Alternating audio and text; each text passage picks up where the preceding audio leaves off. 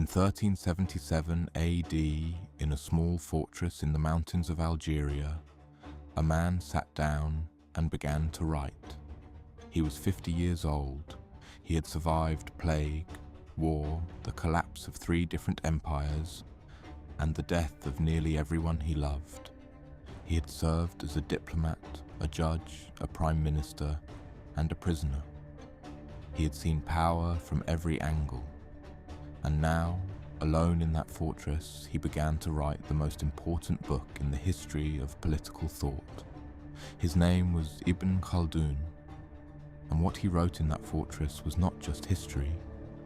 It was a formula, a repeating pattern hidden inside the rise and fall of every civilization that had ever existed.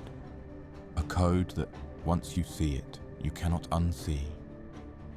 He called the force at the center of that code Asabiyyah. And once you understand what it means, you will never look at the modern world the same way again. To understand what Ibn Khaldun discovered, you need to understand who he was. And to understand who he was, you need to understand the world he was born into. He was born in Tunis in 1332. The year is important, because 1332 was not a peaceful time. The Black Death was spreading across the known world. The great Islamic empires that had once dominated science, philosophy, medicine, and trade were fracturing. The Mongols had sacked Baghdad less than a century earlier, destroying the greatest library in human history, ending the Abbasid Caliphate, and effectively ending what historians call the Islamic Golden Age. Ibn Khaldun grew up in the ruins of greatness, and that shaped everything. He didn't just want to know what happened, he wanted to know why. Not the surface events, the battles, the betrayals, the names of kings. He wanted to understand the deeper machinery, the hidden engine underneath history. What actually causes an empire to rise? What actually causes it to fall? Is it luck? Is it God's will? Is it the quality of the leaders? He spent decades looking for the answer. He traveled across North Africa and the Middle East. He served courts and dynasties. He watched empires rise and collapse around him with his own eyes. And slowly, pattern by pattern, he began to see it. The book Ibn Khaldun wrote in that Algerian fortress was called the Muqaddimah. The word means introduction, but that is like calling the ocean a puddle. The Muqaddimah is a complete theory of human civilization. It covers sociology, economics, politics, psychology, and history, 600 years before those were even recognized as separate disciplines. The British historian Arnold Toynbee called it without doubt the greatest work of its kind that has ever been created by any mind in any time or place. The philosopher of history George Sarton called Ibn Khaldun the greatest historian of the Middle Ages, perhaps the greatest of all time. And yet most people in the Western world have never heard his name. Why? That is a question we will return to, because the answer itself reveals something about the way power shapes what knowledge we are given access to. But first, the theory. Because once you understand what Ibn Khaldun discovered, everything else follows from it. The central concept of the Muqaddimah, the engine of all of history according to Ibn Khaldun, is a word called Asabiyyah. It is usually translated as social cohesion or group feeling, but that translation loses most of its power. Asabiyyah is something deeper. It is the force that binds a group of people together so completely that they would die for each other. The sense of shared identity, shared purpose, shared destiny that turns a collection of individuals into an unstoppable collective. Think of the earliest Muslims, a small group of people in the Arabian desert who shared a vision so powerful that within a century they had built one of the largest empires in human history. Think of the Mongols, a small nomadic tribe from the steppes who, united by Genghis Khan, conquered more territory than any army before or since. Think of the early Romans, a small city-state whose citizens believed so completely in their shared republic that they built a civilization that lasted 1,000 years. What did all of these groups have in common at the moment of their rise? Asabiyyah, ferocious, unbreakable social cohesion, a sense that we are one people, that we rise or fall together, that there is no sacrifice too great for the group. Ibn Khaldun observed that Asabiyyah is at its most powerful in groups that live close to nature. Desert tribes, mountain peoples, nomads, people who face hardship together daily. Hardship, he argued, is what forges Asabiyyah. Comfort destroys it. And here is where Ibn Khaldun's theory becomes extraordinary, because he didn't just describe Asabiyyah, he mapped exactly what happens to it over time. And what he mapped was a cycle, a repeating cycle that he observed across dozens of dynasties and civilizations, without exception. Stage 1. A group with powerful Asabiyyah rises. United, hungry, hardened by struggle, they conquer, they build, they establish a dynasty or an empire. Their cohesion is their superpower. No army can match the ferocity of people who truly believe in each other and in what they are fighting for. Stage 2. The empire is established. Wealth flows in. The founders build cities, palaces, institutions. Life becomes comfortable. The next generation is born into prosperity. They did not earn it. They inherited it. They are softer. The hardship that forged Asabiyyah is gone. And slowly, almost invisibly, the cohesion begins to weaken. Stage 3. The ruling class becomes corrupt. The wealth that was once shared becomes concentrated. The leaders begin to compete with each other rather than against external enemies. Taxes rise. The people who built the empire are forgotten. Loyalty to the group is replaced by loyalty to self-interest. Asabiyyah collapses. Stage 4. A new group, still living in hardship, still forged by struggle, still burning with Asabiyyah, rises on the periphery. They look at the comfortable, corrupt empire, and they see weakness. They move, and the cycle begins again. Ibn Khaldun estimated that this cycle typically takes around 3 to 4 generations, approximately 100 years. Generation 1 builds, Generation 2 maintains, Generation 3 weakens, Generation 4 loses it all. Then a new Generation 1 arrives and the whole cycle starts again. Now, let us test this theory against the record of history, because Ibn Khaldun did not just theorize, he provided examples, and the examples are almost uncomfortable in how precisely they fit the pattern. The Abbasid Caliphate, born in 750 AD from a revolutionary movement with extraordinary Asabiyyah, a righteous uprising against Umayyad corruption. Within 50 years it had built Baghdad, the most advanced city on earth, the House of Wisdom, the translation movement, algebra, medicine, astronomy. At its peak, Baghdad made Rome look like a village. Then comfort, then wealth, then corruption. Then the Buyids effectively took power while Abbasid caliphs became puppets. Then the Seljuks, then the Mongols. 1258, the cycle complete. 4 generations to glory, 4 more to ruin.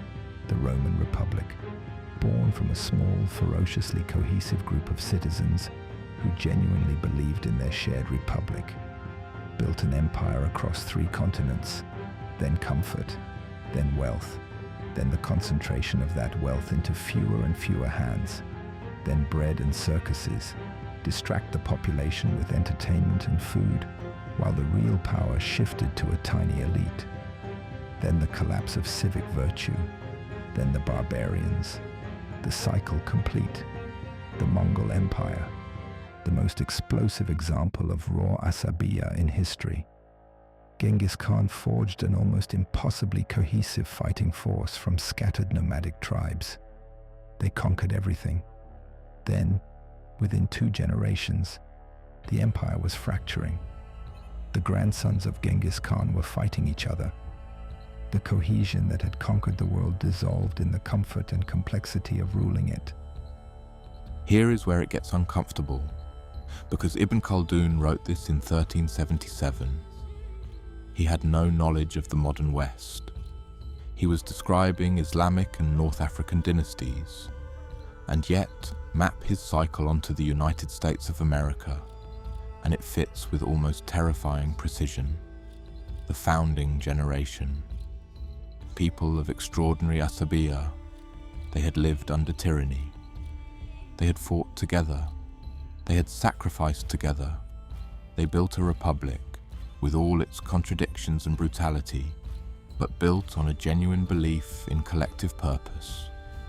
A belief that there was something new, something worth dying for. The second and third generations, the Industrial Revolution, expansion, extraordinary wealth.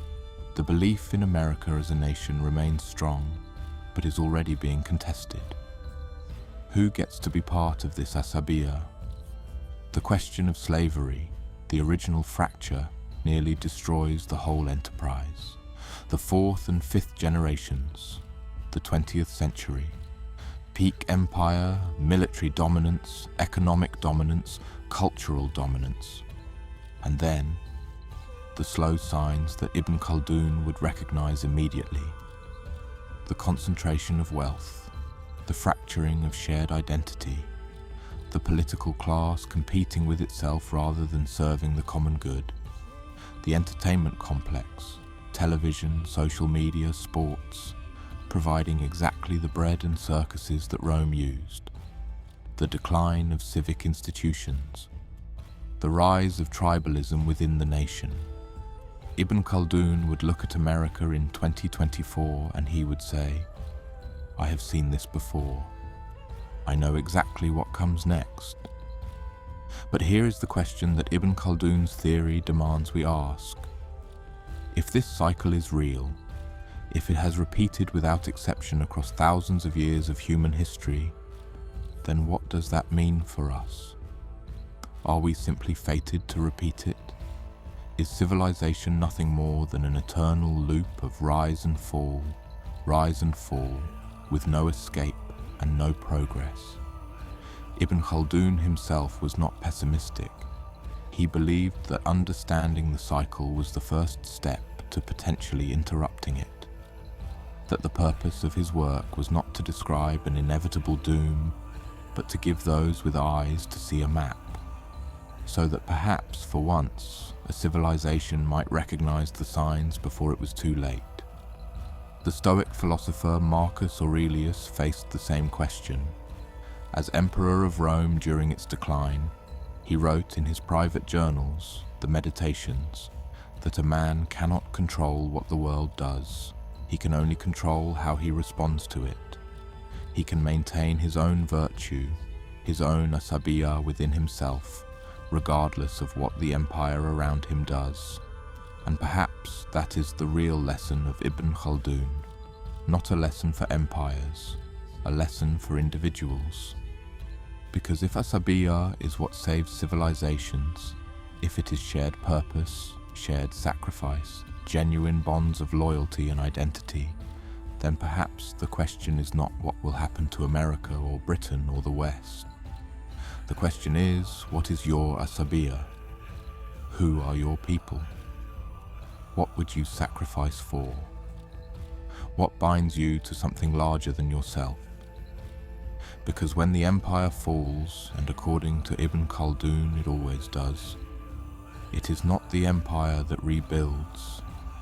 It is the people who still have that fire, the people who never lost it, the group on the periphery with something still worth fighting for. One final question, and it is perhaps the most important one. If Ibn Khaldun's theory is so powerful, if historians and philosophers have been calling it the greatest work of political thought ever written for centuries, then why does almost no one in the Western world know his name? The answer, I would argue, is itself an illustration of his theory. The Muqaddimah was written in Arabic by a Muslim at a time when the Islamic world was in decline and the European world was beginning its rise. His work was not translated into a European language until the 19th century, by which point European academia had already constructed its own canon of great thinkers: Aristotle, Plato, Machiavelli, Hobbes, Locke. There was no space and no incentive to place an Arab Muslim at the top of that hierarchy, because if you acknowledge that a Muslim philosopher in 14th century North Africa understood the mechanics of human civilization more clearly than anyone in the European tradition, if you acknowledge that the Islamic world was, at that time, producing the most advanced thought in the world, then you have to revise a great deal of the story that power has told about itself. And power, as Ibn Khaldun understood better than anyone, never willingly revises its own story. In 1400 AD, 23 years after he wrote the Muqaddimah, Ibn Khaldun came face to face with the most terrifying conqueror of his age, Timur, Tamerlane, the man who had built a new Mongol empire on the ruins of everything that had come before. Ibn Khaldun was lowered by rope from the walls of the besieged city of Damascus to meet him. He sat with Timur for 5 weeks. They discussed history, philosophy, and the nature of power. Timur, a man who had slaughtered millions, was fascinated by the old scholar. Ibn Khaldun looked at Timur and he saw exactly what he had described: a man of ferocious Asabiyyah, a new cycle beginning, another empire rising on the ruins of the old. The wheel turning again, he returned to Cairo. He continued to write, he continued to teach. He died in 1406, having watched 4 complete dynasties rise and fall in his lifetime. 700 years later, the wheel is still turning. The patterns he described are still playing out. The empires he could not have known about are following his cycle with eerie precision. He was not a prophet. He was something more unsettling than a prophet. He was a man who understood the pattern so completely that prophecy was simply pattern recognition. The question he leaves us with is not what will happen. He already told us what will happen. The question is what we will do with that knowledge. Empires of thought. This is only the beginning.